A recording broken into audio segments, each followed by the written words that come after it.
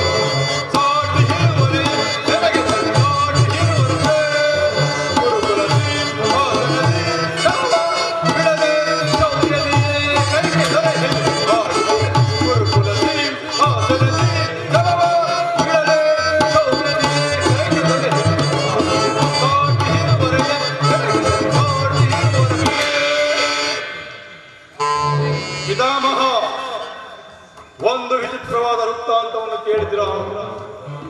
ರಾಜ್ಯ ಕೋಶಾದಿಯನ್ನು ಕಳೆದುಕೊಂಡು ಭಿಕ್ಷಾಟನೆ ಮಾಡುತ್ತಿರುವ ಆ ಪಾಂಡವರು ನಾಚಿಕೆ ಇಲ್ಲದೆ ಅರ್ಧ ರಾಜ್ಯವನ್ನು ಕೇಳಲು ದೂತನನ್ನು ಆಸ್ಥಾನಕ್ಕೆ ಕಳಿಸಿರುವಂತೆ ನೋಡಿದಿರ.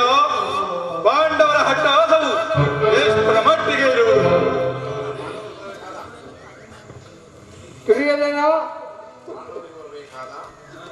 ದುರ್ಯೋಧನ ಪಾಂಡವರಿಗೆ ಬರಬೇಕಾದ ಅರ್ಧ ರಾಜ್ಯವನ್ನು ಕೊಡದೆ ಹೋದ್ರೆ ಯುದ್ಧವೂ ಸುಖವಲ್ಲ. ಏನು ಯುದ್ಧ? ತಾತ, ನನ್ನ ಬಳಿ 11 ಹಕ್ಸವಣಿ ಸೈನ್ಯವಿರುವುದು. ನಾಗರಿಕಕ್ಕೆ ಸಿಕ್ಕಿದರೆ ಮದಿಸಿದ ಹಾನಿಯ ಕಾಲಿಗೆ ಸಿಕ್ಕಿದ ಬಾಳೆಹಣ್ಣಿನಂತೆ ನನ್ನ ಗುಂಜಾಗಿ ಹೋಗುವುದು. ಸಹೋದರ ದುಶಾಸನ, ಪಾಂಡವರ ರಣಜ್ಞವನ್ನು ಪ್ರಾರಂಭಿಸಲು ನಮ್ಮಲ್ಲಿ ಸರಿಯಾದ ಕರ್ಮೋಪದೇಶಕನ್ಯಾರು?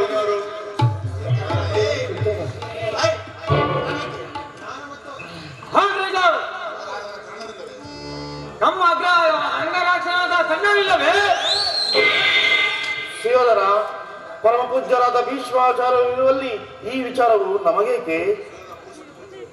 ಏನು ಪುರುಷೋತ್ತಮ? ಯಾರು ಪುರುಷೋತ್ತಮ? ಯಾರಿಗೆ ಪುರುಷೋತ್ತಮ? ರಾಜಾದಿರಾಜನಾದ ನಾನಿರುವಲ್ಲಿ ಅವನ್ಯಾವ ಪುರುಷೋತ್ತಮ? ನೆಟ್ಟಗೆ ನನ್ನ ಹರವಣಿಗೆ ಬಾರದೆ ತನ್ನ ಹುಟ್ಟು ಗುಣಕ್ಕಾನುಸಾರವಾಗಿ ಈ ದೋಷಪುತ್ರನ ಮನೆ ಹೋದನು. ದುರ್ಯೋಧನ, ಪಾಂಡವರಿಗೆ ಬರಬೇಕಾದ ರಾಜ್ಯವನ್ನು ಕೇಳಿ ತಿಳಿದುಕೊಳ್ಳಲು ಬರುವುದಲ್ಲದೆ ನಿನ್ನಲ್ಲಿ ಯಾಚನೆಗಾಗಿ ಬರುತ್ತಿಲ್ಲ. ಮಿತ್ರ, ಪಾಂಡವರಿಗೆ ಅರ್ಧ ರಾಜ್ಯವನ್ನು ಕೊಡುವುದು ಯಾವ ನ್ಯಾಯ? ಇದನ್ನು ನಾನು ನಿನ್ನಿಂದ ಕೇಳಿ ತಿಳಿದುಕೊಳ್ಳಬೇಕೆ? ಸಾಕು, ಸುಮ್ಮನೆ ಕುಳಿತು. ನಿನ್ನ ಬುದ್ಧಿ ವಿಕಲ್ಪವಾಗಿರೋದ್ರಿಂದ ಈತನಾಗಿ ಮಾತನಾಡುತ್ತಿರುವೆ. ಎಲ್ಲೋ ಮಿತ್ರ,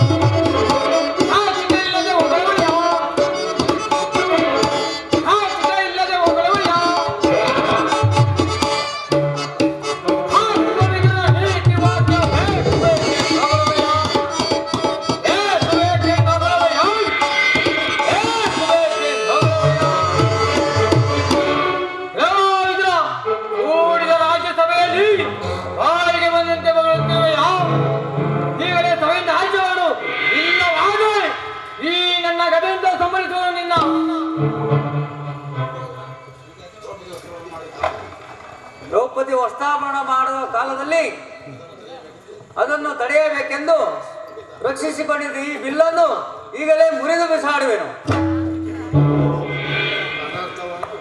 ಪ್ರಮೋದವಾಯಿತು ಸುಯೋಧನ, ಇದರನ್ನು ಮರ್ಯಸ್ಥ ಕೀಡು ಮಾಡಿ ಸರ್ವೋತ್ತಮವಾದ ಬಿಲ್ಲಿನ ಸಹಾಯವನ್ನು ಕಳೆದುಕೊಂಡೆಯಲ್ಲ. ಕರ್ಣ, ಈ ಇದರನ್ನ ಗಡ್ಡು ಬೇರಿಕೆಗೆ ನೀನೇ ಎದುರುವುದೇ? ಇದರನ್ನ ಬಿಲ್ಲನ್ನು ಹಿಡಿದು ಯಾವಾಗ ಯುದ್ಧ ಮಾಡಿರುವನು, ಅಥವಾ ಇದರನ್ನ ಬಿಲ್ಲಿನಿಂದ ನಮಗಾಗುವ ಸಹಾಯವಾದರೇನು? ಕರ್ಣ, ಈಗ ದೂತನಾಗಿ ಬರುತ್ತಿರುವ ಆ ಕೃಷ್ಣನಿಗೆ ಯಾರಾದರೂ ಹೆದ್ದು ನಿಂತು ನಮಸ್ಕರಿಸಿದೆ ಆದರೆ ಕೂಡಲೇ ಸಭೆಯಿಂದ ಹಾಗೆ ತಣಿಸಲಾಗುವುದು. ಎಚ್ಚರಿಕೆ. ಸಹೋದರ ದುಶ್ಯಾಸನ, ಎಲ್ಲಿ ನಮ್ಮ ಸೈನ್ಯಾಧಿಕಾರಿಗಳ ಪಟ್ಟಿಯನ್ನು ಕೊಡು. ಆ ಕೃಷ್ಣನು ಬರುವಾಗ ನಾನು ಅದನ್ನೇ ನೋಡಿದು ಕುಳಿತುಕೊಳ್ಳುವೆನು.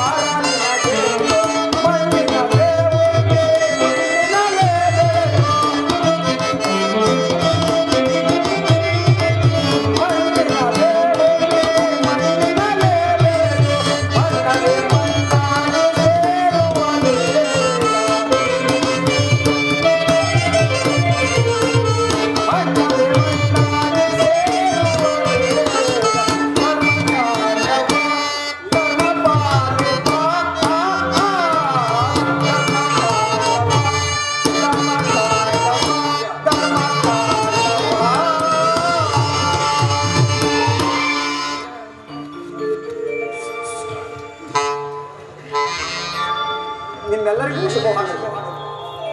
ಆಗ ಭೀಷ್ಮ ದ್ರೋಣಾದಿ ಮಹಾಜನರು ಎದ್ದು ಬಂದು ನಮಸ್ಕರಿಸಿದರು. ಈ ದುರ್ಯೋಧನನು ಕಣ್ಣೆತ್ತಿಯೂ ಸಹ ನೋಡುತ್ತಿಲ್ಲವಲ್ಲ. ಇರಲಿ, ನನ್ನ ಪಾದದಿಂದ ಭೂಮಿಯನ್ನು ತುಳಿದು ತಾನಾಗಿಯೇ ಎದ್ದು ಬಂದು ನಮಸ್ಕರಿಸುವಂತೆ ಮಾಡುವುದು. ಜಾಗೃತರಾಗುವುದಲ್ಲ ಯೋಗವಾಗಿ.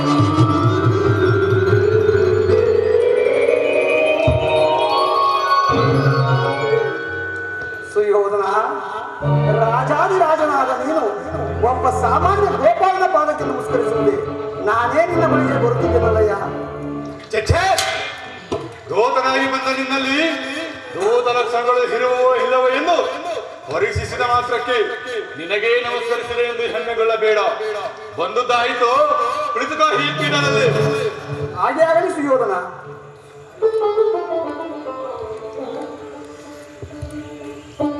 ಕೃಷ್ಣ, ನಿನಗೆ ನಾಟ್ಯ ನರ್ತನವೆಂದರೆ ಬಲು ಪ್ರೀತಿಯಲ್ಲವೇ? ಇರಬಹುದೇನೋ, ಇದ್ದೇ ನಿನ್ನ ಹರಮನೆಯ ಗೋಪಿಕಸ್ತಿರು ನೋಡಿ ಬೇಸತ್ತಿರುವೆ. ಈಗ ನನ್ನ ಹರಮನೆ ನೋಡಿ ಸಂತೋಷ ಪಡು. ಸಹೋದರ, ಹರಮನೆಯಲ್ಲಿರುವ ನರ್ತಕಿಯರನ್ನು ಬರಮಾಡು.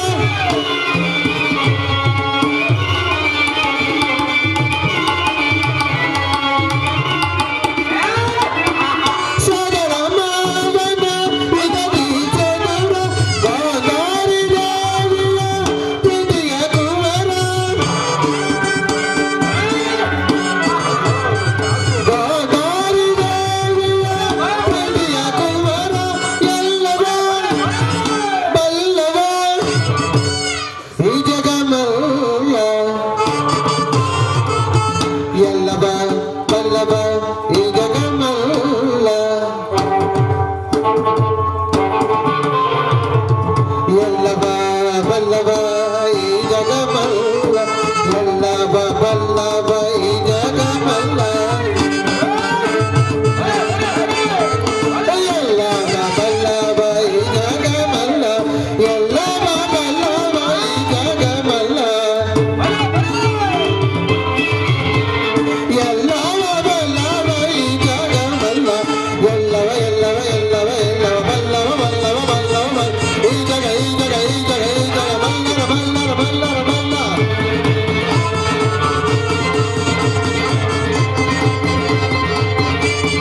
ಎಲ್ಲವ ಎಲ್ಲವ ಎಲ್ಲವ ಎಲ್ಲವ ಬಲ್ಲವ ಬಲ್ಲವ ಬಲ್ಲವ ಬಲ್ಲವ ಈ ಜಗ ಈ ಜಗ ಈ ಜಗ ಬಲ್ಲರ ಬಲ್ಲರ ಬಲ್ಲರ ಬಲ್ಲ ಎಲ್ಲವ ಎಲ್ಲವ ಎಲ್ಲವ ಎಲ್ಲವ ಬಲ್ಲವ ಬಲ್ಲವ ಈ ಜಗ ಈ ಜಗ ಈ ಜಗ ಈ ಜಗ ಬಲ್ಲರ ಬಲ್ಲರ ಬಲ್ಲವ ಎಲ್ಲವ ಬಲ್ಲವ ಈ ಜಗ ಬಲ್ಲ ಎಲ್ಲವ ಬಲ್ಲವ ಈ ಜಗ ಬಲ್ಲ ಕರುಣಾಳು ಕುರುಬ ಪರಾಜೇಶ್ವರ ಕರುವಂಶ ಕುಲ ತಿಲಕ ಮಗುಟೇಶ್ವರಾದಿ ಕರುಣಾಳು ಕುರುಬ ಪರಾಜೇಶ್ವರ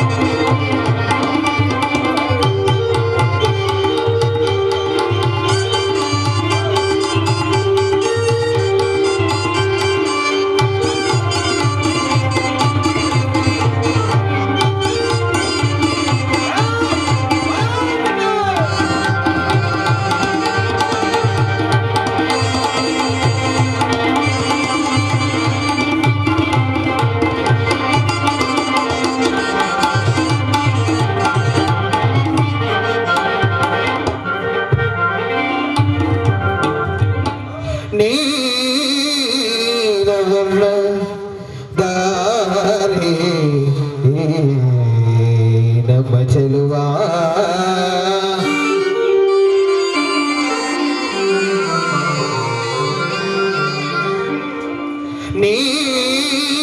ನೀರವರ್ಣ ದಾರಿ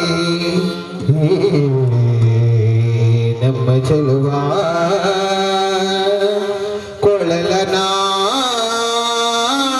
ಕೊಳಲನಾದರೆ ಕೊಳಲ ನಾದರೆ ಕೊಳಲನಾದರೆ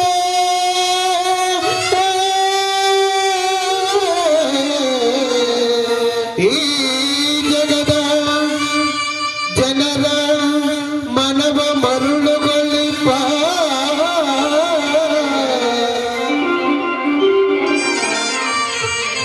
ಈ ಜನದ ಜಗದ ಜನರ ಮನವ ಮರುಳುಗೊಳಿಪ ಈ ಜಗದ ಜನರ ಮನವ ಮರುಳುಗೊಳಿಪ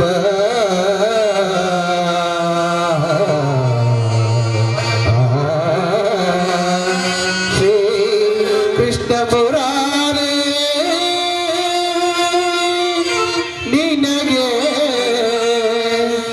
ಈ ನರ್ತಕಿಯರ ನಮನಗಳು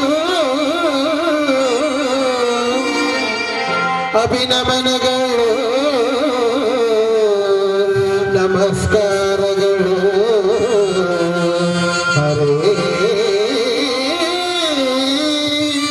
ಸಾಧು ನರ್ತಕಿಯರೇ, ಸಾಧು ಈ ರಾಜಾದಿರಾಜನ ಅರಮನೆಯಲ್ಲಿ ಕೃಷ್ಣನ ಗುಣಗಾನವೇ ಸೂಲಕ್ಕೆ ಎಲ್ಲಿ ಎಲ್ಲಿ ಮತ್ತೊಮ್ಮೆ ಹೇಳಿ ಮಾಮ ಗಗ ಮಾಮ ನೀ ಸಾ ಸ ದ ನಿ ಸಾ ಸಾ ಸಾ ಸಹೋದರ,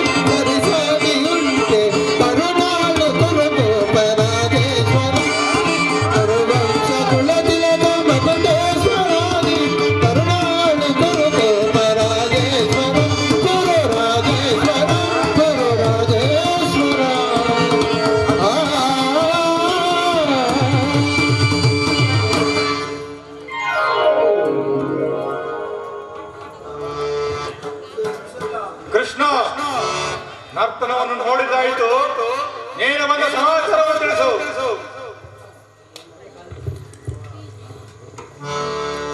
ಪರಮ ಪೂಜ್ಯರಾದ ಆಚಾರ್ಯರೇ, ವೃದ್ಧರೇ ಮತ್ತು ಕೌರವ ಪಕ್ಷರೇ, ಈ ದಿನ ನಾನು ಪಾಂಡವರ ರಾಯಭಾರಿಯಾಗಿ ಬಂದಿರುವೆನು. ಅವರು ಕಳಿಸಿರುವ ಸಂದೇಶವನ್ನು ನಿಮ್ಮ ಮುಂದಿಡುವುದು ನನ್ನ ಅಭಿಮತ. ಕುರು ಪಾಂಡವರ ಭವಿಷ್ಯ ಕಾರ್ಯ ವ್ಯವಸ್ಥೆಯು ಈಗ ನಿರ್ಣಯಿಸಲ್ಪಡಬೇಕಾಗಿರುವುದರಿಂದ ನಾನು ನಿಮ್ಮ ಮುಂದಿಡುವ ಪ್ರಶ್ನೆಗಳನ್ನು ನೀವು ಅನುಗ್ರಹಿಸಿ ಗಮನಿಸಬೇಕಾಗಿ ಬೇಡುತ್ತೇನೆ. ಈ ವಿಷಯದಲ್ಲಿ ನೀವು ಉಪೇಕ್ಷೆ ಪಕ್ಷಪಾತ, ಅಸಂಬದ್ಧ ಪ್ರಲಾಪ, ಆತುರ ಮುಂತಾದ ಭಾವನೆಗಳನ್ನು ತ್ಯಜಿಸಿ ತೀರ್ಪು ಕೊಡಬೇಕಾಗಿದೆ. ಆ ರೀತಿ ಮಾಡದಿದ್ದರೆ ಮುಂದೆ ಆಗಬಹುದಾದ ಅನರ್ಥಗಳಿಗೆಲ್ಲ ನೀವೇ ಕಾರಣರಾಗುವಿರಿ. ಸುಯೋಧನ ಸಮಗ್ರ ಭಾರತದ ಕ್ಷತ್ರಿಯ ರಾಜರ ಅಸ್ತಿತ್ವ ನಾಸ್ತಿತ್ವಗಳನ್ನು ನಿರ್ಧರಿಸುವಂತೆ ಎಂಬುದನ್ನು ತಿಳಿಯಿರಿ. ಸುಯೋಧನ ಪವಿತ್ರವಾದ ಈ ಭರತ ಭೂಮಿಯನ್ನು ಶಾಂತಿ ಅಮೃತಧಾರೆಯಿಂದ ಅಭಿಷೇಕ ಮಾಡುವಿರೋ, ಇಲ್ಲವೇ ಭಯಂಕರವಾದ ರಕ್ತಧಾರೆಯಿಂದ ಆ ಮಾತೃಮೂರ್ತಿಯನ್ನು ತೋರಿಸುವಿರೋ? ಇವೆರಡರಲ್ಲಿ ಒಂದು ಪ್ರಶ್ನೆಯು ಈ ದಿನ ಈ ಮಂದಿರದಲ್ಲಿ ನಿರ್ಣಯಿಸಲ್ಪಡಬೇಕಾಗಿದೆ. ಮಿತ್ರರೇ, ಈ ಪೀಠಿಕೆಯಲ್ಲಿ ಕಾಲಹರಣ ಮಾಡದೆ ಮುಖ್ಯ ವಿಷಯಕ್ಕೆ ಬರುತ್ತೇನೆ. ಕಪಟ ಯುದ್ಧದಲ್ಲಿ ಪರಾಜಿತರಾದ ಮೇಲೆ ಧರ್ಮಶೀಲರು, ಸತ್ಯವಂತರು ಆದ ಪಾಂಡವರು ತಮ್ಮ ಪ್ರತಿಜ್ಞೆಯಂತೆ ವನವಾಸ, ಅಜ್ಞಾತವಾಸಗಳನ್ನು ಪೂರೈಸಿಕೊಂಡು ಹಿಂದಿರುಗಿದರಲ್ಲವೇ? ಇನ್ನು ನಿಮ್ಮ ವಾಗ್ದಾನ ಉಳಿದಿದೆ.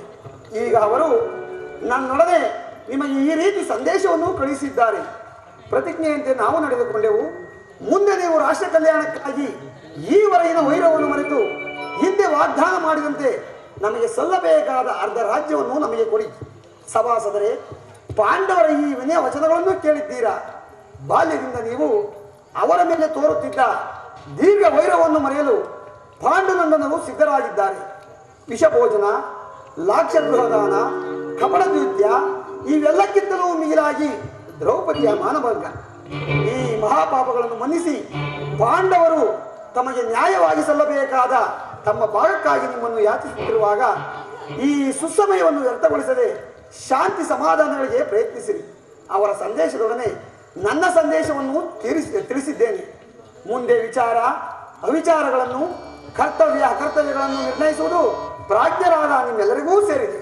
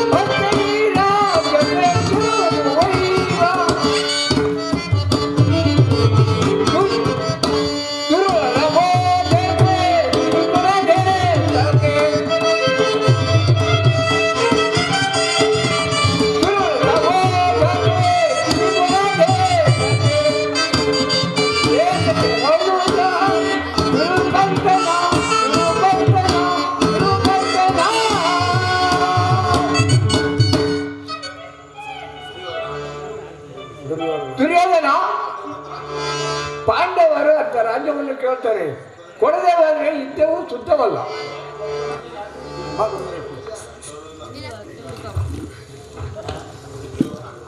ದುರ್ಯೋಧನ, ಈ ದಾಸಿಪುತ್ರನ ಮಾತುಗಳು, ಈ ದಾಸಿಪುತ್ರನು ನನಗೆ ಉಪದೇಶ ಮಾಡೋದು ಇದರ ನಡೆಯಲಿಂದ ಹರಣ್ಯ ರೋಧವು.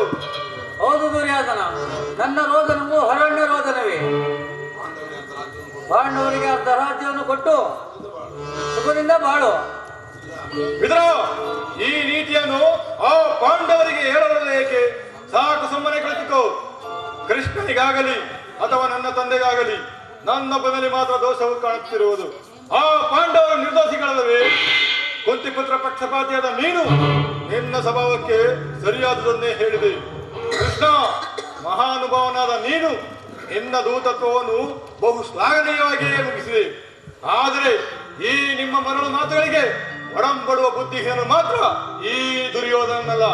ಇದನ್ನು ಚೆನ್ನಾಗಿ ತಿಳಿದಿರು.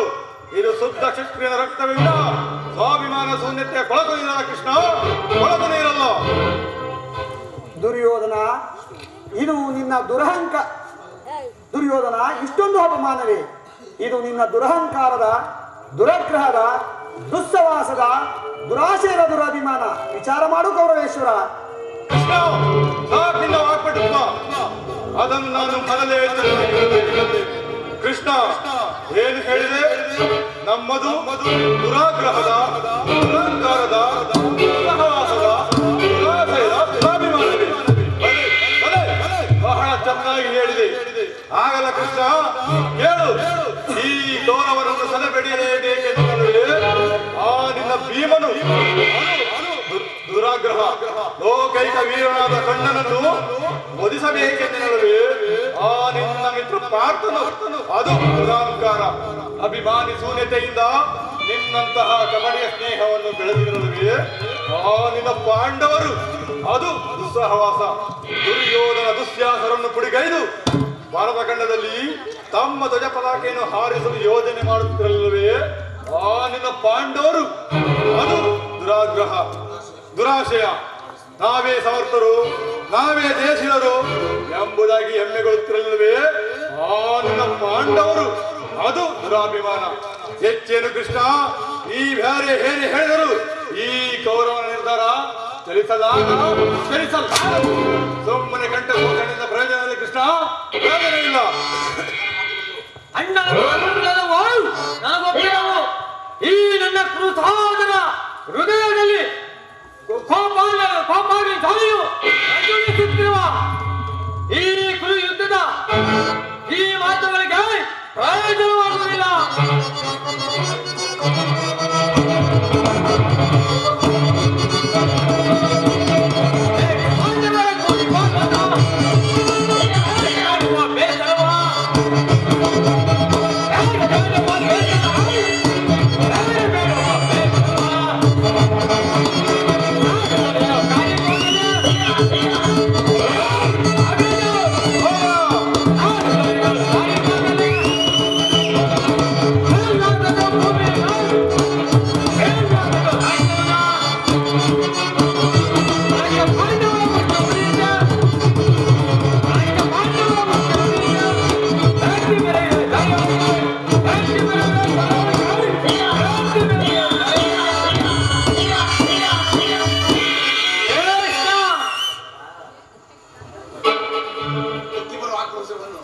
ಈ ಮುಖ್ಯಮರ ಆಕ್ರೋಶವನ್ನು ಎದುರು ಬಿದ್ದ ಎದುರಾಳಿಗಳನ್ನು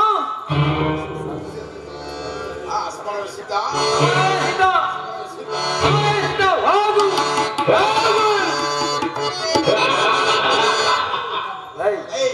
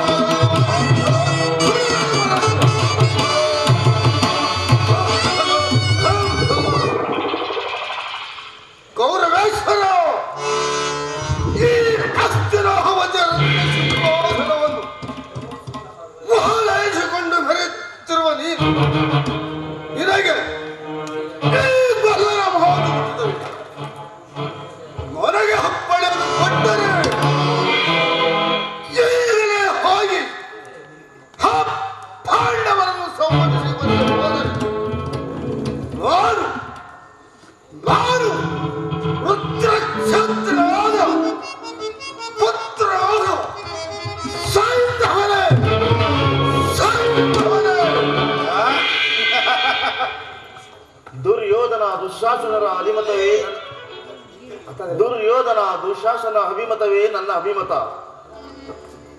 ಅರ್ಜುನನ ಮೇಲೆ ನನ್ನ ಹಗೆಯೇ ತೀರದೆ ಹೊರತಾಗಿ ಈ ರಾಜನಿಗೆ ಮೃಷ್ಟಾನವು ರಚಿಸುವುದಿಲ್ಲ. ರಾಜೇಂದ್ರ, ಈ ಸಂಧಿಯ ಅಂತಿಮ ಕಾಲದಲ್ಲಿ ಶಾಂತಿಯನ್ನು ಅಪೇಕ್ಷಿಸುವುದು ಈ ವೃದ್ಧರಿಗೆ ಸ್ವಾಭಾವಿಕವಾದದ್ದೇ ಹೊರತು ನಮ್ಮಂತ ಕ್ಷತ್ರಿಯ ವೀರರಿಗಲ್ಲ. ಕರ್ಣ, ನೀನು ಅವರಂತೆ ಮಾತನಾಡುತ್ತಿರುವೆಯಾ? ಅರ್ಜುನ ಮೇಲಿನ ವೈಯಕ್ತಿಕ ವೈರಕ್ಕೆ ಕ್ಷತ್ರಿಯ ಸಮೂಹವನ್ನು ಬಲಿಕೊಡಲು ಯಾಚಿಸಿದೆಯಾ? ಇದು ನಿನ್ನ ಧರ್ಮದ ಕರ್ಣ.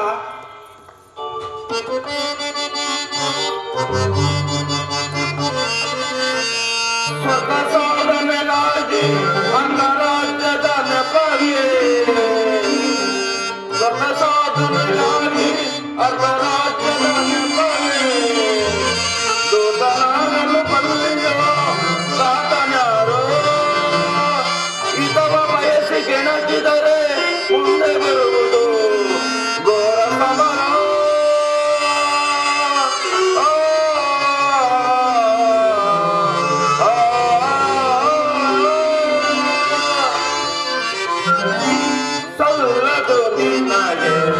ವಲ್ಲವನೇ ಎಲ್ಲ ವಿಷಯವ ತಿಳಿದವನೇ ಸಲ್ಲದು ನಿನಗೆ ವಲ್ಲವನೇ ಬಾಬಾ ವಲ್ಲವನೇ.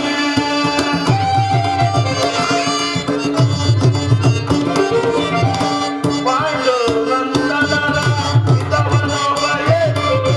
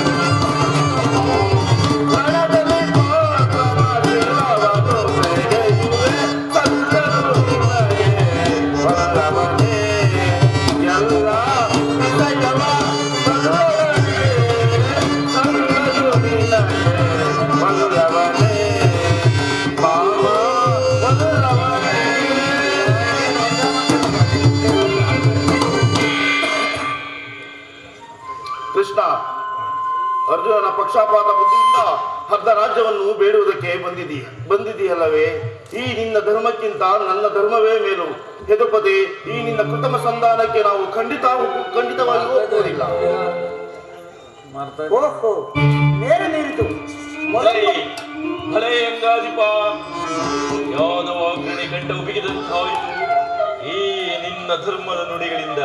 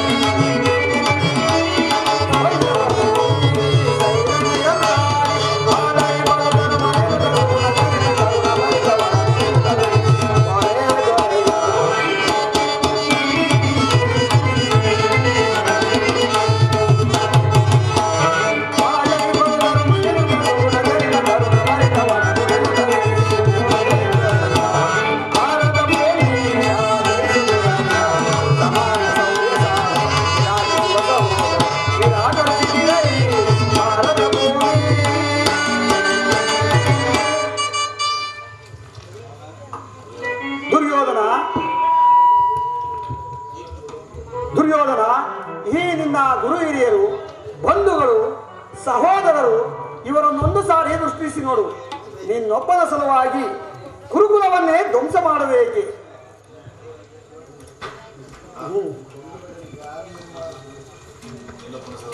ನಿನ್ನೊಬ್ಬನ ಸಲುವಾಗಿ ಕುರುಕುಲವನ್ನೇ ಧ್ವಂಸ ಮಾಡಬೇಕೆ?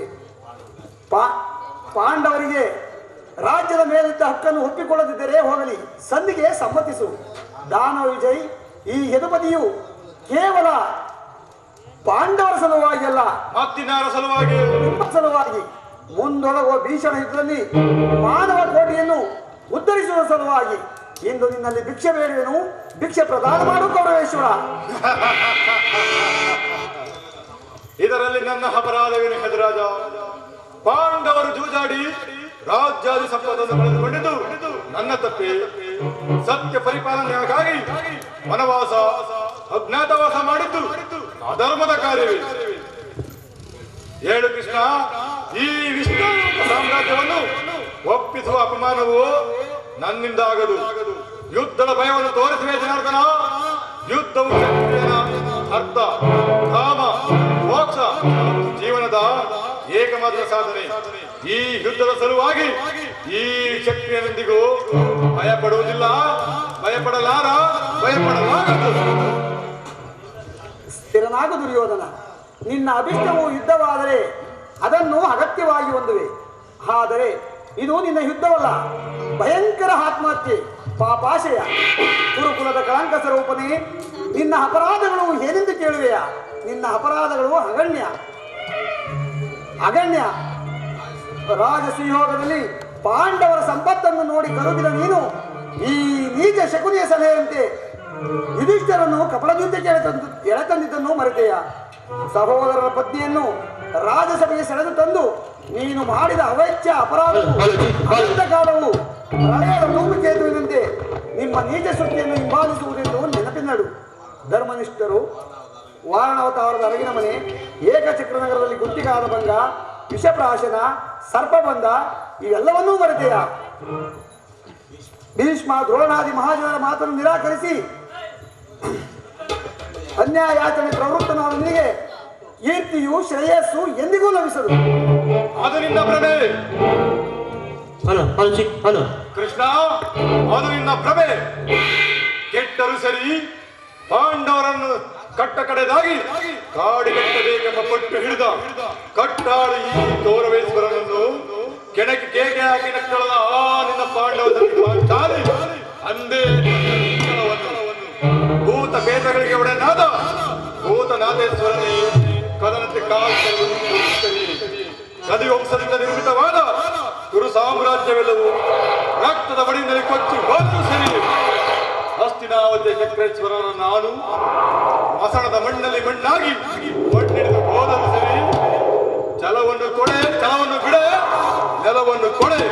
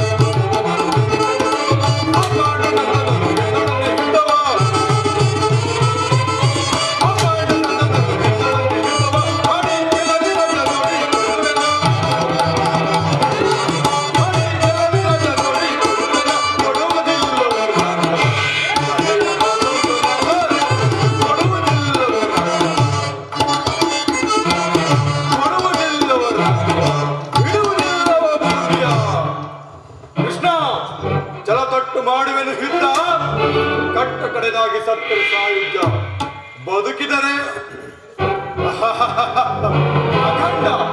ಅಖಂಡ ಸಾಮ್ರಾಜ್ಯ. ಹೋಗು, ಸಂಗ್ರಮಕ್ಕೆ ಸಲಕರಣೆಗಳನ್ನು ಅಣಿ ಮಾಡಿಕೊಳ್ಳುವಂತೆ ಆ ನಿನ್ನ ಬಡ ಪಾಂಡವರಿಗೆ ತಿಳಿಸು. ಅಣ್ಣ ಇವ್ರೆಂತ ದೋ ಚಿಂತನೆಗೂ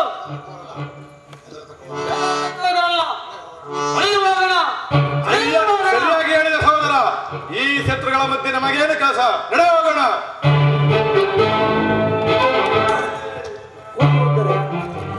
ನೀವು ಈ ದೂತರನ್ನು ದಮನ ಮಾಡದವರಾದರೆ ನಿಮ್ಮ ವಿದ್ಯಾರ್ಥಿ ವಂಶದ ಗೌರವವನ್ನು ಹೇಗಿರಿಸಿಕೊಳ್ಳಬಲ್ಲಿರಿ? ನಿಮ್ಮ ಕಣ್ಣುಗಳ ಮುಂದೆ ನಡೆಯುತ್ತಿರುವ ಈ ಅತ್ಯಾಚಾರವನ್ನು ನಿಲ್ಲಿಸುವ ಇಚ್ಛೆ ಇದ್ದರೆ ಈಗಲೇ ಹೋಗಿ ದುರ್ಯೋಧನ, ಶಾಸನ, ಶಕುನಿ ಈ ಮೂವರನ್ನು ಬಂಧನದಲ್ಲಿಟ್ಟು ಪಾಂಡವರೊಡನೆ ಸಂಧಿ ಮಾಡಿಕೊಳ್ಳಿ.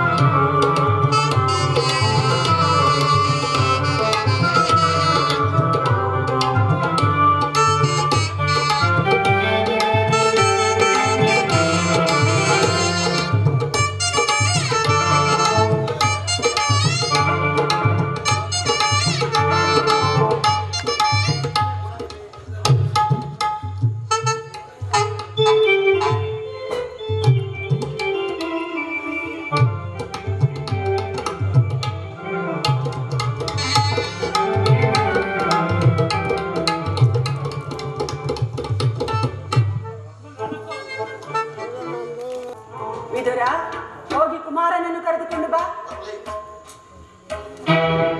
ಯಾರು ನನ್ನನ್ನು ಕರೆದವರು? ನಾನು ಪುತ್ರ. ಮಾತೆಯ ಮಾತನ್ನೇ ಆಲಿಸು ವೀರ.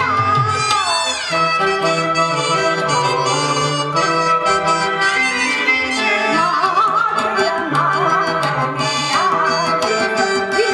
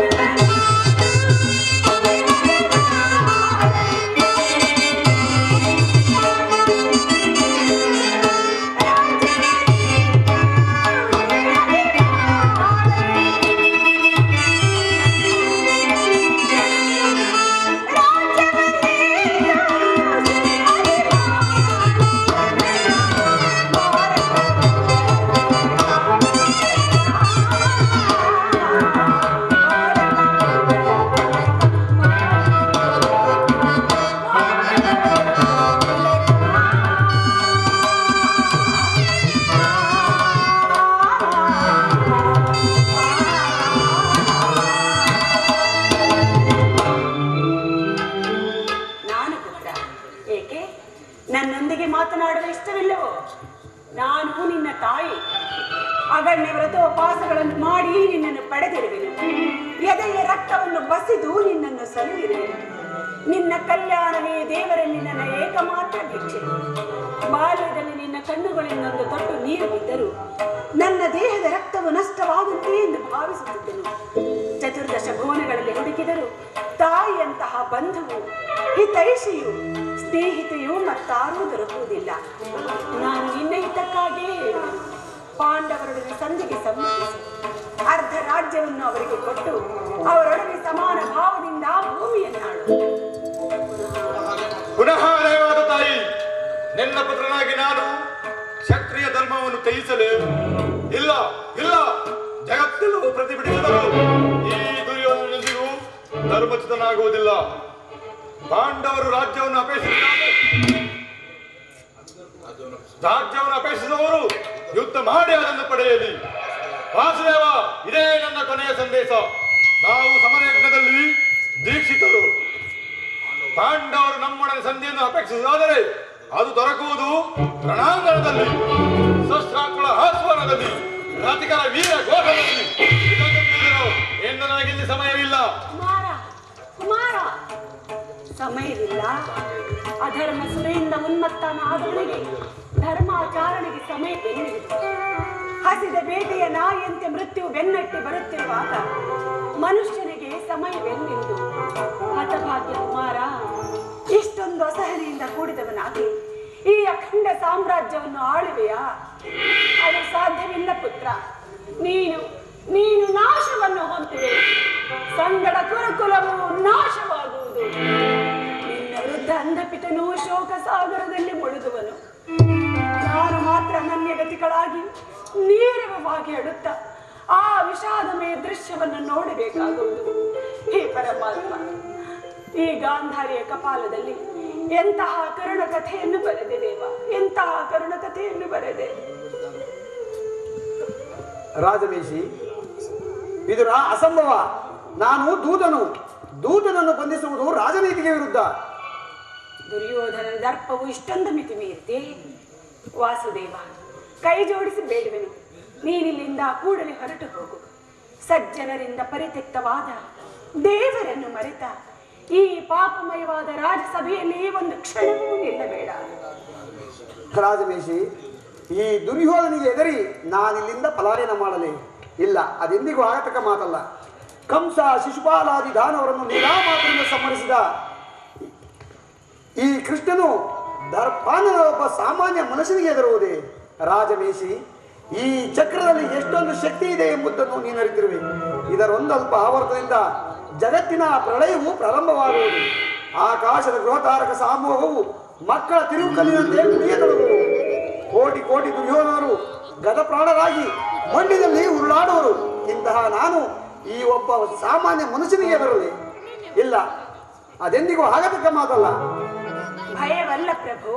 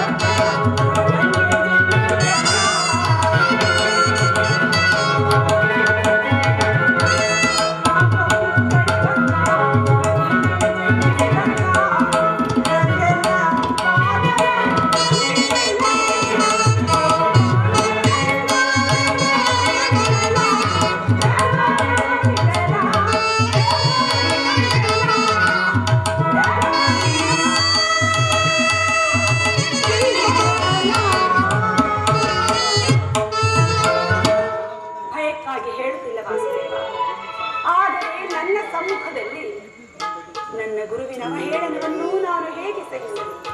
ಅದು ನನ್ನ ಕುಲಾಂಗಾರನ ಪುತ್ರನ ಕೈಯಿಂದ. ಹೋಗು ಪ್ರಭು, ನೀನು ಭಕ್ತ ಪರಾಧೀನನಲ್ಲವೇ? ಭಕ್ತರ ಪ್ರಾರ್ಥನೆಯನ್ನು ಮನ್ನಿಸು. ಇದು ನಿನ್ನೆ ಚರಣಗಳನ್ನು ಮುಟ್ಟಿ ಬೇಡುವೆನು. ಈ ಸ್ಥಾನವನ್ನು ತ್ಯಾಗ ಮಾಡು. ಹೇಳುತ್ತಾಯಿ, ಈ ದಿನ ನಿನ್ನ ಸಲುವಾಗಿ ಇಲ್ಲಿಂದ ಏಡಿಯಂತೆ ಪಲಾಯನ ಮಾಡುವೆನು. ನಾನು ಯಾವ ಮಹತ್ತರ ಆಶೋತ್ತರದಿಂದ ಇಲ್ಲಿಗೆ ಬಂದೆನೋ ಅದು ದೀಪವನ್ನು ಮುಟ್ಟಿದ ಪದಂಗದಂತೆ, ಬಿರುಗಾಳಿಗೆ ಸಿಲುಕಿದ ಹುಲ್ಲುಕಡ್ಡಿಯಂತೆ ಕ್ಷಣ ಮಾತ್ರದಲ್ಲಿ ನಷ್ಟವಾಯಿತು. ಆಸೆಯಿಂದ ಬಂದು ನಿರಾಶನಾಗಿ ಹಿಂತಿರುಗುವೆನು. ಆದರೂ ಚಿಂತೆ ಇಲ್ಲ, ಇಂದು ನಿನ್ನ ಸಲುವಾಗಿ ಇಲ್ಲಿಂದ ಪಲಾಯನ ಮಾಡುವೆನು. ಪ್ರಯಾಣ ಮಾಡುವುದು ನಿಲ್ಲುವ ಜಗ. ಕೃಷ್ಣನನ್ನು ಆಗಾಗಂತ ಬಂಧಿಸಿ. ಕಡೆಗೂ ನನ್ನ ಮಾತನ್ನು ತಿರಸ್ಕರಿಸಿ ಬಿಟ್ಟೆಯ ಕುರುಕುಲದ ಕಳಂಕ ಸ್ವರೂಪನೇ. ಪುರಸ್ಕರಿತ ಮಾತನ್ನು ತಿರಸ್ಕರಿಸಿದ್ದು ಅನಿಸಿದ್ದು ಯದುವಂಶ ಕಳಂಕ ಸ್ವರೂಪನೇ.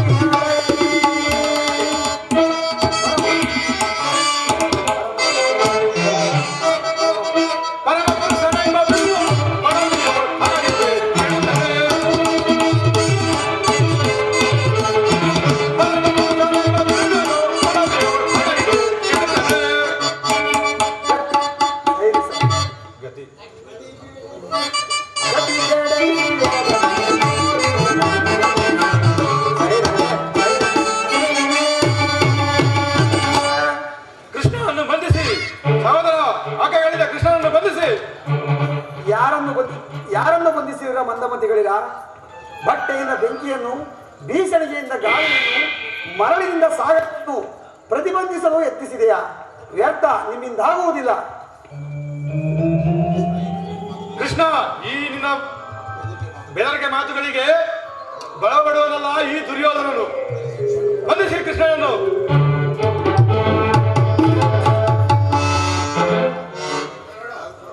ಈಗ ನನ್ನನ್ನು ಬಂಧಿಸಿರಿ.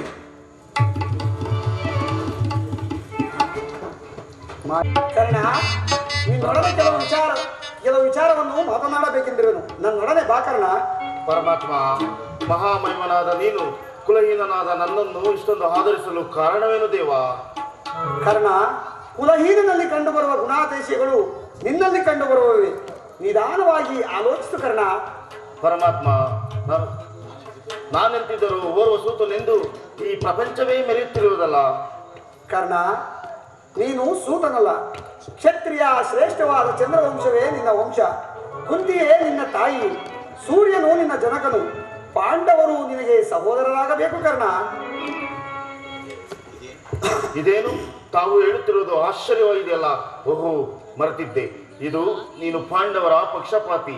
ಅವರನ್ನು ಕಾಪಾಡುವುದಕ್ಕಾಗಿ ಈ ರೀತಿ ಮಾತನಾಡುತ್ತಿರುವೆಯಾ ದೇವ?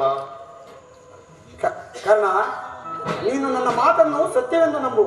ನಿನ್ನ ತಾಯಿಯಾದ ಕುಂತಿದೇವಿಯು ತಾನು ಕನ್ನಿಕಾ ವ್ಯವಸ್ಥೆಯಲ್ಲಿದ್ದಾಗ ದೂರ್ವಾಸರಿಂದ 5 ಮಂತ್ರಗಳ ಉಪದೇಶ ಪಡೆದು ಆ ಮಂತ್ರಗಳು ಫಲಿಸುವವೋ ಇಲ್ಲವೋ ಎಂದು ಸೂರ್ಯ ಮಂತ್ರವನ್ನು ಜಪಿಸಲು ಆಗ ನೀನು ಜನಿಸಿದೆ. ಲೋಕೋಪಾದಕ್ಕೆ ಹೆದರಿದ ನಿನ್ನ ತಾಯಿಯು ನಿನ್ನನ್ನು ಗಂಗೆಯಲ್ಲಿ ತೇಲಿಬಿಟ್ಟಳು. ಆನಂತರ ಸೂತರು ನಿನ್ನನ್ನು ಸಾಕಿದರು. ಈಗ ನೀನು ದುರ್ಯೋಧನ ಆಸ್ಥಾನದಲ್ಲಿ ಮಾಂಡಲಿಕನಾಗಿರುವೆ. ನನ್ನ ಮಾತನ್ನು ಕೇಳು ಕರ್ಣ. ಪಾಂಡವರ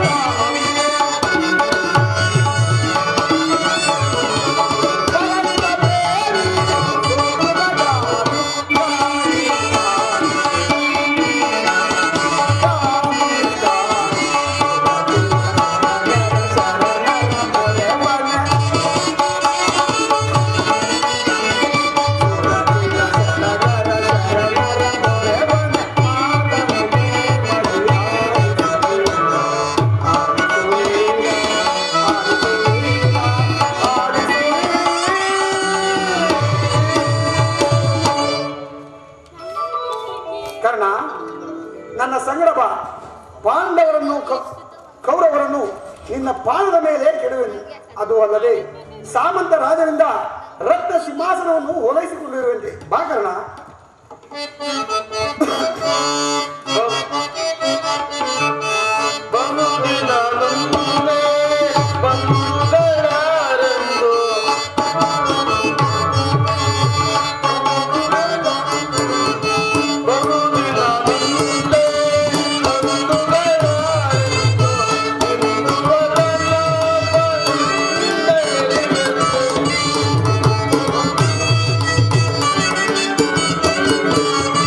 Thank you.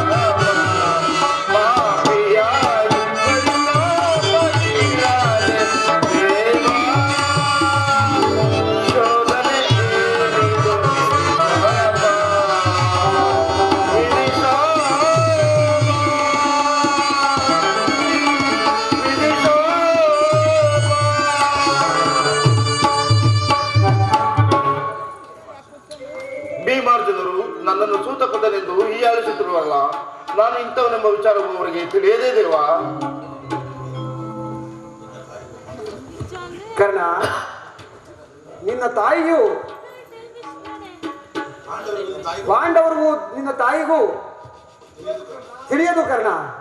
ನಿನ್ನ ತಾಯಿಯಾದ ಕುಂತಿದೇವಿಯು ನಿನ್ನನ್ನು ನೋಡಿದಾಗಲೆಲ್ಲ, ದೇವ ಈ ಕರ್ಣನ್ಯಾರು, ಇವನನ್ನು ನೋಡಿದರೆ ನನಗೆ ಮೊರಕ ಉಂಟಾಗುವುದೆಂದು ಕೇಳುತ್ತಲೇ ಇದ್ದರು.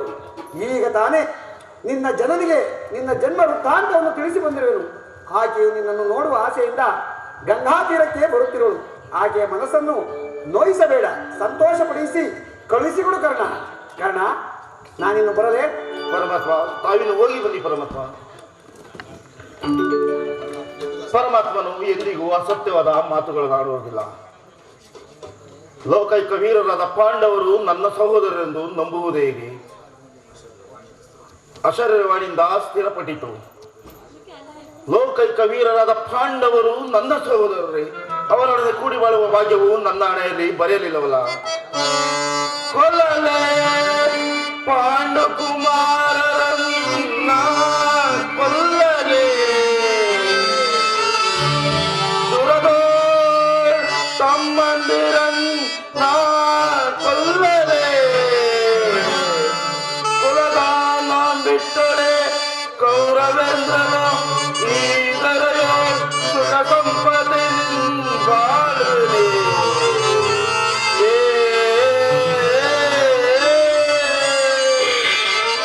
ಚಲದಿಂಬಾತನರುಂಡವಂತರಿಗೋ ಚಲದಿಂಬಾತನರುಂಡವಂತರಿಗೋ ಮಸೋದಿಗೆ ಮಸೋದಿಗೆ ಆನಂದವಂ ಸಹಿಸಲಾರದೆ ಲೋಕದ ಘೋರಸರಕ್ಕೆ ಸುತ್ತಾಗಲೇ ಸಾಯಲೇ.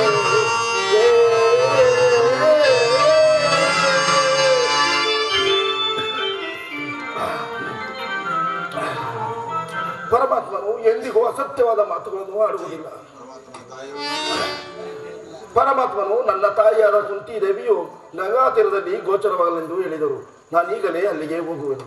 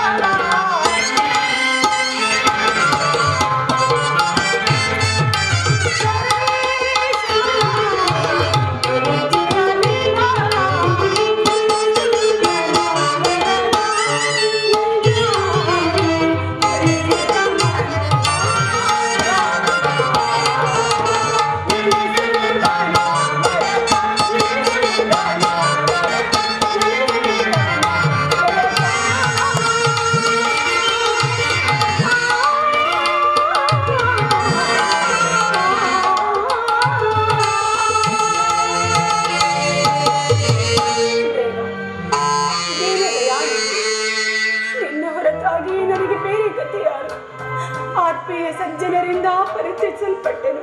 ನನ್ನ ಕೈಯ ಪತಿಗಳಾದರು ನನ್ನನ್ನು ಹೋಗ ವಸ್ತುವಿನಂತೆ ಜೀವನದಲ್ಲಿ ಪಡವಾಗಿಟ್ಟು ಸೇರಿದರು. ಹಸ್ತಿನಾವತಿಯ ರಾಜಸಭೆಯಲ್ಲಿ ಸರ್ವರ ಸಮಕ್ಷ ಮಾಂದು ಶಾಸನದಿಂದ ಅಪಮಾನಿತನಾದೆನು. ಕೀಚಕನ ಭಂಗವನ್ನು ಸಹಿಸಿದೆನು. ಕದ್ದೆ ಭಿಕ್ಷುಕಿಯಂತೆ ಕಾಡಿನಿಂದ ಕಾಡಿಗೆ ಅಲೆದದ್ದು ಆಯಿತು. ಉಳಿದಿರುವ 4-6 ದಿನವಾದರೂ ಸಂತೋಷವಾಗಿರೋಣ ಎಂದುಕೊಂಡರೆ ಹೆಚ್ಚು ಹೆಚ್ಚಿಗೂ ಈ ಅಪಮಾನ, ಹೆಚ್ಚು ಹೆಚ್ಚಿಗೂ ಈ ಅಪಮಾನ. ಈ ವಿಧಾತ, ಈ ದ್ರೌಪದಿ ಹಣೆಯಲ್ಲಿ ಇನ್ನು ಏನೇನನ್ನು ಬರೆದಿರುವೆ ದೇವ, ಏನೇನನ್ನು ಬರೆದಿರುವೆ.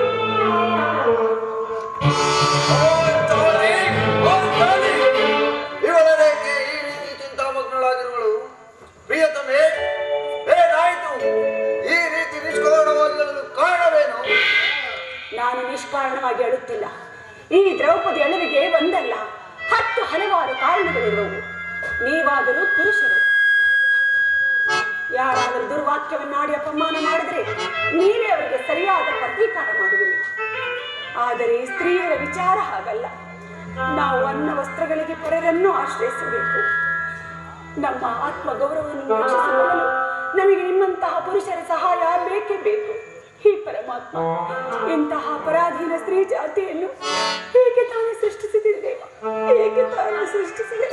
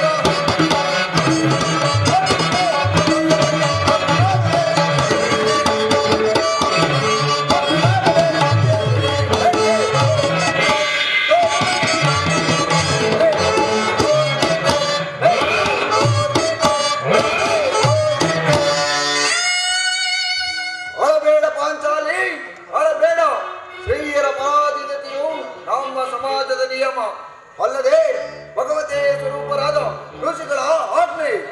ಆಹಾ, ಕೈ ಹಿಡಿದ ಧರ್ಮ ಪತ್ನಿಯನ್ನು ಜೀವನದಲ್ಲಿ ಪಣವಾಗಿಟ್ಟು ಸೋಲುವಂತೆ ಆ ನಿಮ್ಮ ಋಷಿಮುನಿಗಳೇ ಆಜ್ಞೆ ಮಾಡಿರ್ಬೇಕಲ್ಲವೇ? ಅಯ್ಯೋ, ಪತಿಗಳು ತಪಸ್ಸು ಮಾಡಿ ಪಡೆಯಬೇಕು ನಿಮ್ಮಂತಹ ಪತಿಗಳನ್ನ.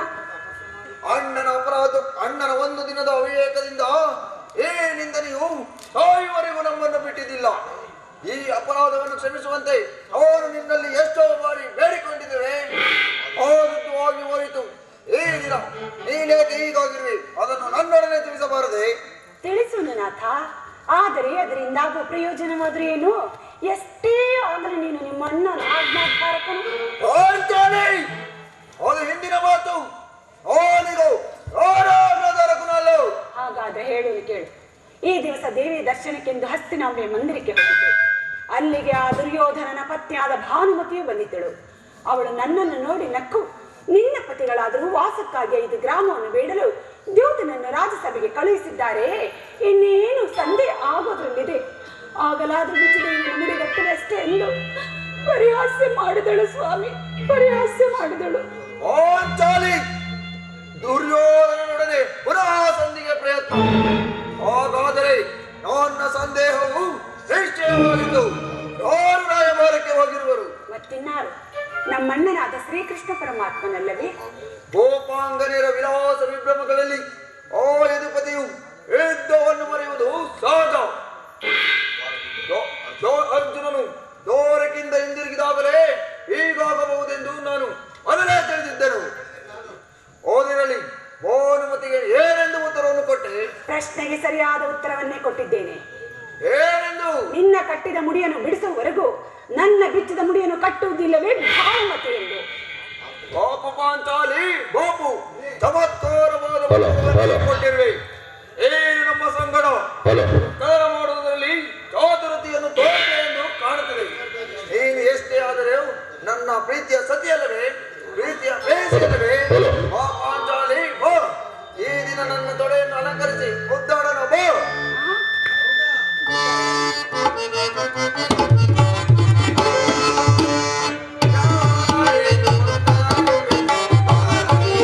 Hey,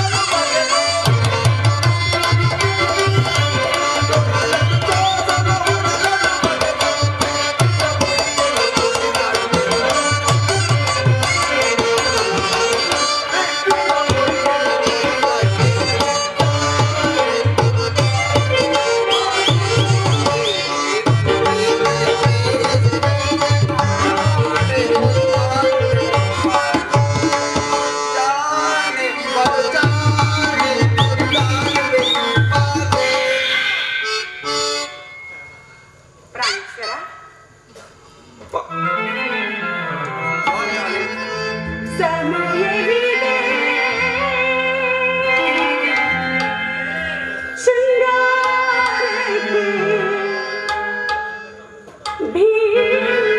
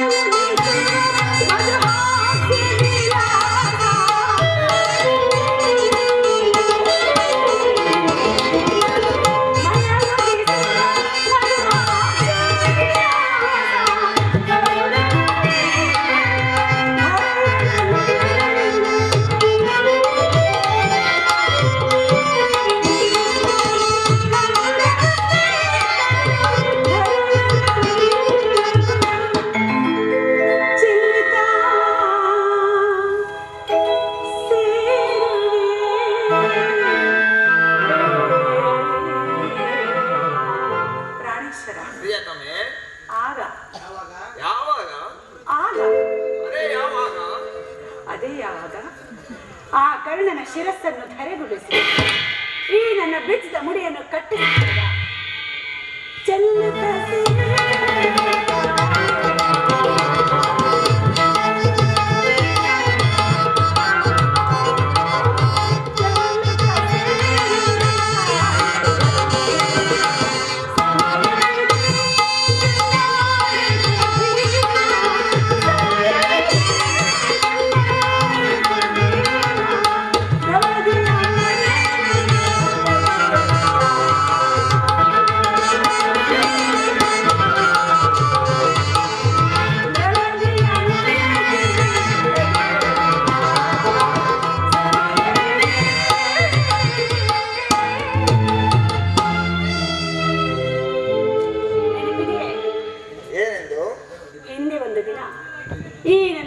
ಕೇಶರಾಶಿಯನ್ನು ಕಂಡು ಕುರುಕುಲಾಂತಕ ಕಾಳ ರಾತ್ರಿ ಎಂದು ಸಂಭವಿಸಿದೆ.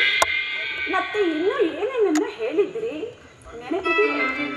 ಪಾಂಚಾಲಿ, ಪುನಃ ನನ್ನ ಬಾಯಿಂದ ಪ್ರತಿಜ್ಞಾ ವಾಕ್ಯವನ್ನು ಕೇಳಲು ಅಪೇಕ್ಷಿಸುವಲ್ಲಿ ಮಾಡಿದ ಪ್ರತಿಜ್ಞೆಯನ್ನು ಬರೆಯುವಂತ ಹೇಳಿದನಲ್ಲ. ಹೇಳುವುದು ಮಾತ್ರವಲ್ಲ, ಹೇಳಿದಂತೆ ನಡೆದುಕೊಳ್ಳಬೇಕೆನ್ನುವುದೇ ನನ್ನ ಇಚ್ಛೆ. ಆದ್ರೆ ಏನ್ ಮಾಡೋದು? ಎಷ್ಟೇ ಆಗ್ಲಿ ನೀನು ನಿಮ್ಮ ಅಣ್ಣನ ನನ್ನನ್ನು ಕೇಳಿಸಬೇಡ ಪಾಂಚಾಲಿ. ನೀವು ಸಂಧ್ಯಾ ಶಾಂತಿಯನ್ನು ಬಯಸುವರು ಸಂಧ್ಯಾ ಪ್ರಸ್ತಾಪದಲ್ಲಿ ತೊಡಗಲಿ. ನಾನು ಯುದ್ಧವನ್ನು ಆತುರದಿಂದ ನಿರೀಕ್ಷಿಸುತ್ತಿದ್ದೇನೆ. ಧರ್ಮ ಪರಾಯಣನಾದ ಯುಧಿಷ್ಠಿರನು ದುರ್ಯೋಧನನ ಅನಂತ ಅಪರಾಧಗಳನ್ನು ಕ್ಷಮಿಸಬಹುದು, ಆದರೆ ನಾನು ಕ್ಷಮಿಸುವುದಿಲ್ಲ.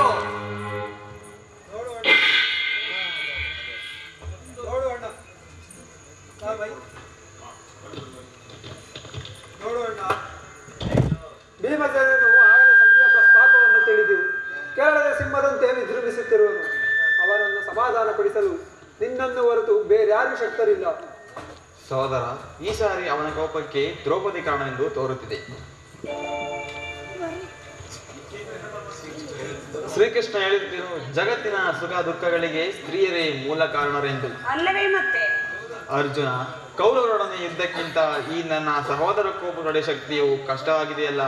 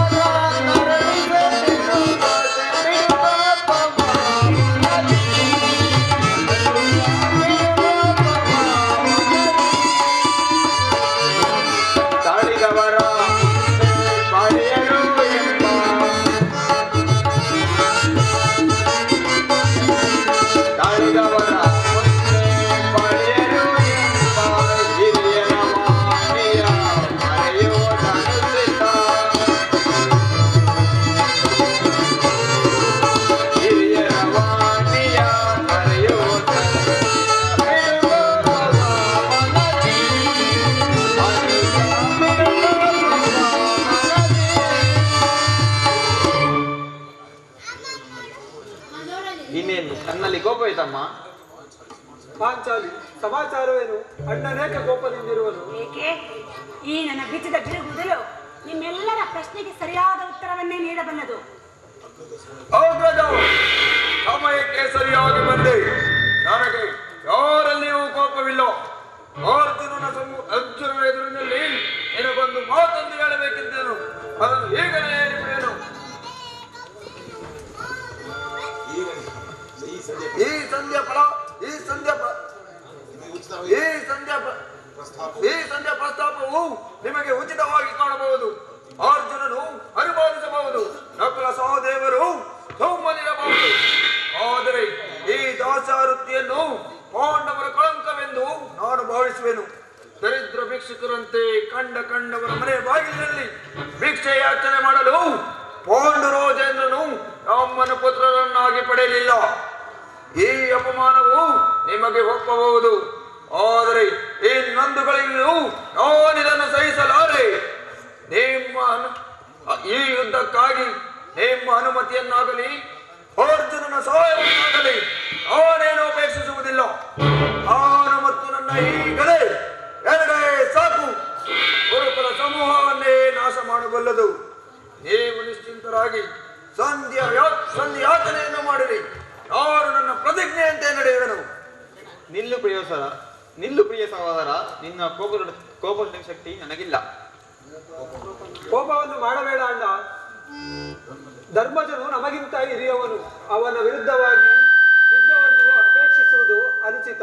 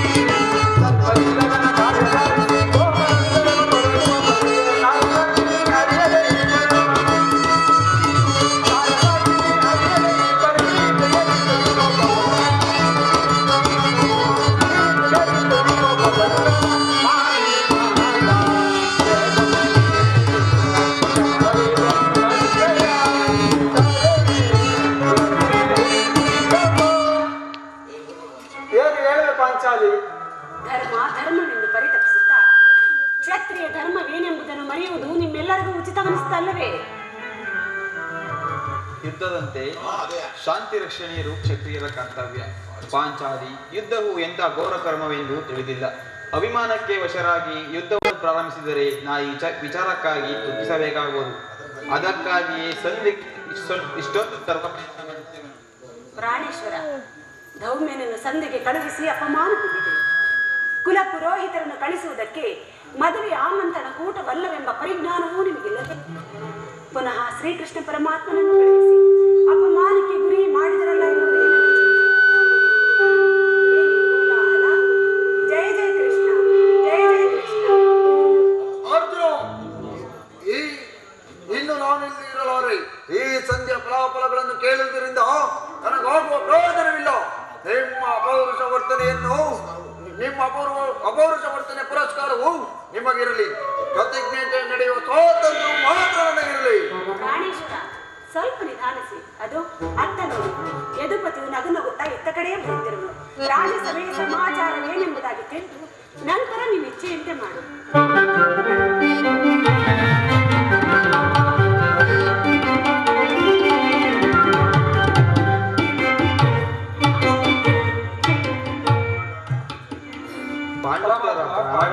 ಪ್ರಣಾಮಗಳನ್ನು ಸ್ವೀಕರಿಸಿ. ಪಾಂಡುಪುರವೇ, ನಿಮ್ಮೆಲ್ಲರಿಗೂ ಮಂಗಳವಾಗಲಿ. ಕೃಷ್ಣ ನಮಸ್ಕರಿಸುವೆನು. ಭೀಮಸೇನ, ನಿನಗೂ ಮಂಗಳವಾಗಲಿ. ಮೇಲೆ ಹೇಳು. ಪರಮ ಓದ ಕಾರ್ಯವೇನಾಯಿತು? ಓದವರ್ಯಾರು? ಅಂದರೆ ಓದವರ್ಯಾರು? ಕೃಷ್ಣನಲ್ಲವೇ? ಅಂದರೆ ಎಲ್ಲವೂ ಸಮರ್ಪಕವಾಗಿ ನಡೆಯಿತು. ವಾಸುದೇವ, ಸಂಜೆ ವಿಚಾರ ನಡೆಯಿದೆ. ಧರ್ಮನಂದನ, ಸಂಧ್ಯಾ ವಿಚಾರವೂ ನಡೆಯಿತು. ಪಾಂಚಾಲಿ, ಇನ್ನು ನನಗೆ ಇರಲು ಸಾಧ್ಯವಿಲ್ಲ. ಅವರ ಇಚ್ಛೆಯಂತೆ ಅವರು ನಡೆಯಲಿ. ನನಗೆ ತೋರಿನನ್ನು ನಾನು ಮಾಡುವೆನು. ಪ್ರಾಣೇಶ್ವರ, ಸ್ವಲ್ಪ ನಿಧಾನಿಸಿ. ಅಣ್ಣನ ಮಾತಾದ್ರೂ ಮುಗಿಯಲಿ. ಈ ಅಣ್ಣನ ಮಾತು ಮುಗಿದ್ರಲ್ಲಿಗೆ ನನ್ನ ತಾಳ್ಮೆಯ ಮುಗಿಯುವುದು. ಸ್ವಾಮಿ, ಮುಂದೇನಾಯಿತು? ಎಲ್ಲವೂ ತಕ್ಕ ರೀತಿಯಲ್ಲಿ ನಡೆಯಿತು. ನಾನಿನ್ನು ತಡೆಯಲಾರೆ ರುಕ್ಮಿಣಿಪತಿ. ಈ ಮಾತುಗಳು ನನಗೆ ಒಪ್ಪದು. ಅಗ್ರಜರ ಅಪೇಕ್ಷೆಯಂತೆ 5 ಗ್ರಾಮಗಳಿಗಾಗಿ ಸಂಧಿ ಆಯಿತೆ. ನಾನು ಹೋಗಿದ್ದು ಅದಕ್ಕಾಗಿ ಅಲ್ಲವೇ ಭೀಮಸೇನ? ಕೃಷ್ಣ, ಈಗ ನಿನ್ನ ಅಭಿಮತವು ತಿಳಿಯಿತು. ಅಜ್ಞಾತ ವಾಸದ ನೆಪದಿಂದ ಅರ್ಜುನನು ಮೊಳೆತೊಟ್ಟನು. ಈ ಸಂಧಿ ಹೆಸರಿನಲ್ಲಿ ನಮ್ಮೆಲ್ಲರಿಗೂ ಮೊಳೆ ತೊಡಿಸಲು ಉಣಿಸುತ್ತಿರುವೆಯಾ? ಯಾದವಾಗಿಡಿ, ಈ ಪಾಂಡುಪುತ್ರರ ಮೇಲೆ ನಿಮಗೆ ಇಷ್ಟೊಂದು ಆಕ್ರೋಶ ಬೇಕೆ? ಭೀಮಸೇನ, ನಿನಗಿಷ್ಟೊಂದು ಅಸಹನ ಏಕೆ? ಸಾವಧಾನದಿಂದ ಎಲ್ಲವನ್ನೂ ಕೇಳು. ನಿನಗೆ ಹೆಚ್ಚಿಗೆ ಸಂಬಂಧಿಸಿದೆ ಎಂದು ನಾನು ಮೊದಲೇ ಹೇಳಲಿಲ್ಲವೇ? ಈ ಸ್ವಾಭಿಮಾನ ಶೂನ್ಯವಾದ ಸಂದನದೊಡನೆ ಈ ಚಂಡ ಭೀಮನಿಗೆಂತಹ ಸಂಬಂಧವಿರುವುದು? ಅತ್ಯಂತ ನಿಕಟವಾದ ಸಂಬಂಧ ಹೊಂದಿರುವುದು. ಪರಮಾತ್ಮ, ಮುಂದೇನಾಯಿತು? ಧರ್ಮನಂದನ, ರಾಜ್ಯಸಭೆಯಲ್ಲಿ ನಿಮ್ಮ ಸಂದೇಶವನ್ನು ತಿಳಿಸಿದನು. ಅವರೆಲ್ಲರೂ ಒಪ್ಪಿದರು. ಯಾರು ಯಾರು ಒಪ್ಪಿದರು? ಭೀಷ್ಮ, ದ್ರೋಣ ಮುಂತಾದವರು. ಇನ್ನು ನನಗೆ ಇಲ್ಲಿ ಕೆಲಸವಿಲ್ಲ. ಈ ದುರ್ವಾರ್ತನೆಯನ್ನು ಹೇಳಬೇಕೆಂಬುದು ನಿನ್ನ ಇಚ್ಛೆ ಆಯಿತು. ಅದನ್ನು ಸಾಧಿಸಿದೆ ಕೃಷ್ಣ. ಸಹೋದರರೇ, ನಿಮ್ಮ ಅಪೌರುಷ ಫಲವನ್ನು ನೀವೇ ಹೊಂದಿಸಿರಿ. ಭೀಮನು ಅದರಲ್ಲಿ ಯಾವ ಭಾಗವನ್ನು ಉಪೇಕ್ಷಿಸುವುದಿಲ್ಲ. ಯಾಗಾಸೇನಿ, ನೀನು ನಿರಾಶರಾಗಬೇಡ. ಈ ಭೀಮನು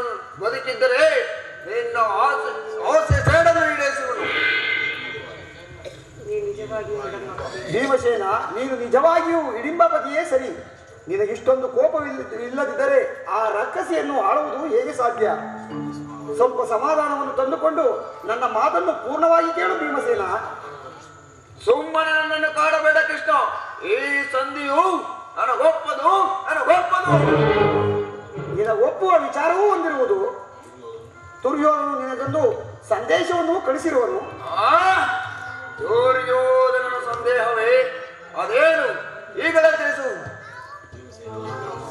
ಭೀಮಸೇನ, ಅದನ್ನು ಕೇಳುವ ಮೊದಲು ನೀನು ಸಾವಧಾನದಿಂದ ನನ್ನ ಬಳಿಯಲ್ಲಿ ಕೈಕಟ್ಟಿ ಕುಳಿತುಕೊಳ್ಳಬೇಕು. ಆಗ ನಿನಗೆ ಸಂದೇಶವಲ್ಲ. ಇಲ್ಲ, ಎಂತಿದ್ದಂತೆ ಹೇಳಿಬಿಡು. ಕುಳಿತುಕೊಳ್ಳದ ಹೊರತು ನಾನು ಹೇಳುವುದಿಲ್ಲ.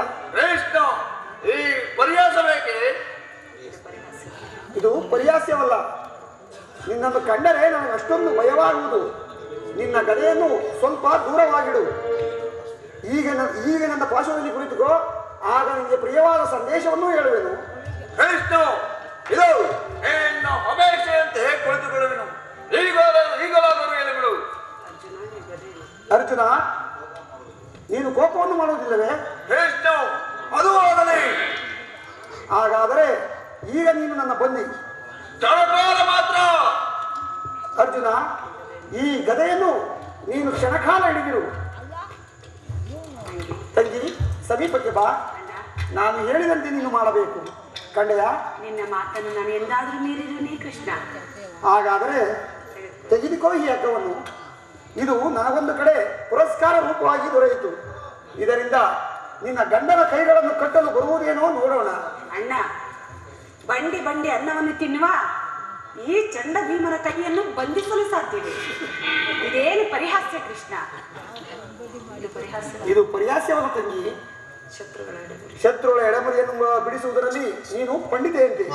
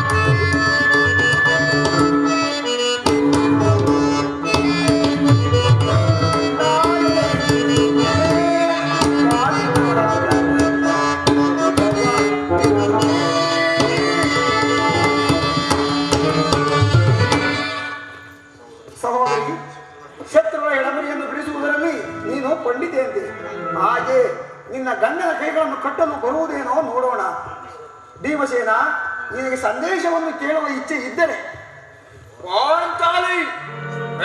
ಹೇಳಿದಂತೆ ನನ್ನ ಕೈಗಳನ್ನು ಬಂಧಿಸು. ಕೋಪ ಮಾಡುವುದಿಲ್ಲ ತಾನೇ?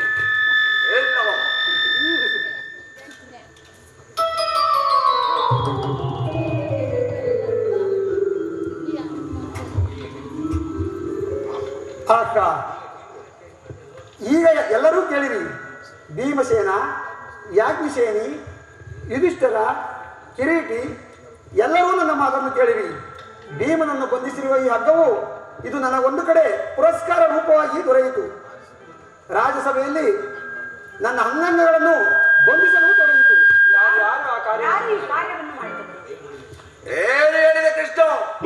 ಈ ಹಬ್ಬದಿಂದ ನಿನ್ನ ಬಂಧಿಸಲು ಪ್ರಯತ್ನಿಸಿದವರಾರು? ಮತ್ಯಾರಿಗೆ ಸಾಧ್ಯ? ದುರಾಭಿಮಾನಿಯಾದ ದುರ್ಯೋಧನನು ಆಜ್ಞೆ ಮಾಡಿದನು.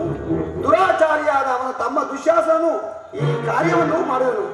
ಇಂತಹ ಸಾಹಸವು ಮತ್ಯಾರಿಗೆ ಸಾಧ್ಯ? ಪಾಂಚಾಲಿ, ನನ್ನ ಕೈಗಳನ್ನು ಬಿಡಿಸು.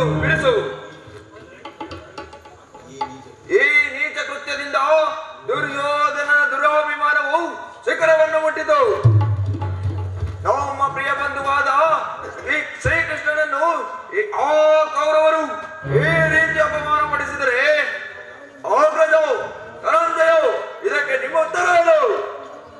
ಅಷ್ಟು ಮಾತ್ರವಲ್ಲ, ದುರ್ಯೋಧನ ಸಂಧಾನಕ್ಕೆ ಕೊಟ್ಟ ಉತ್ತರವನ್ನು ಕೇಳಿರಿ.